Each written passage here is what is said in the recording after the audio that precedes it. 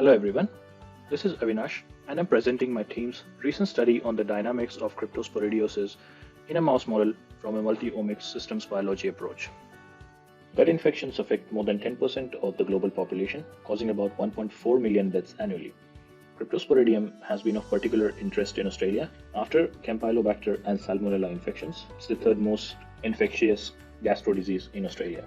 Current understanding of cryptosporidiosis is limited from a perspective of host-parasite and microbiome relationship and how these relations alter the biochemistry across the body.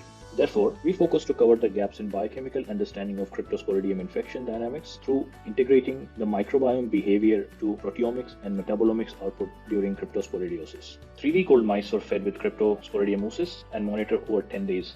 Serum, liver, intestinal washes, and feces were then taken for analysis. All these samples were applied to proteomics and metabolomics workflow. Microbiome analysis was done on intestinal washes and fecal matter.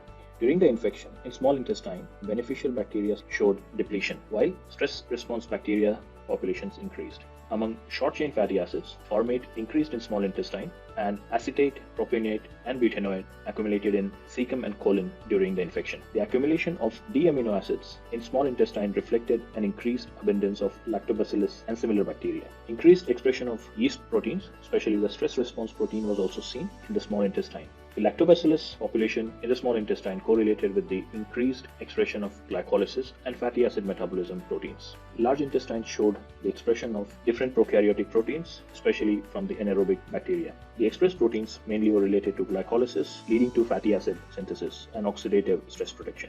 The results indicated that considerable oxidative phosphorylation is necessary to maintain highly upregulated citrate cycle activities during cryptosporidiosis. In extragut matrices such as serum and liver, fatty acids were upregulated, apolipoproteins and central carbon metabolism proteins were upregulated as well. Significantly elevated oxalate levels were found in liver, which is indicative of a putative secondary hyperoxaluria. This is a condition which generally causes kidney stones. Overall, what we found through the study was that cryptosporidium modulates energy generation pathways to create proxy citrate cycle. Energy pathways like glycolysis and glutaminolysis were significantly impacted. Yeast ubiquinone biosynthesis was salvaged via the erythrose 4-phosphate shikimate chorismate route.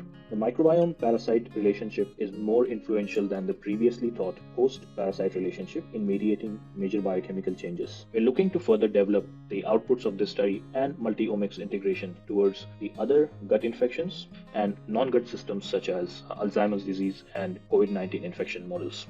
Thank you for listening to the presentation, and if you have any further queries, don't hesitate to contact us.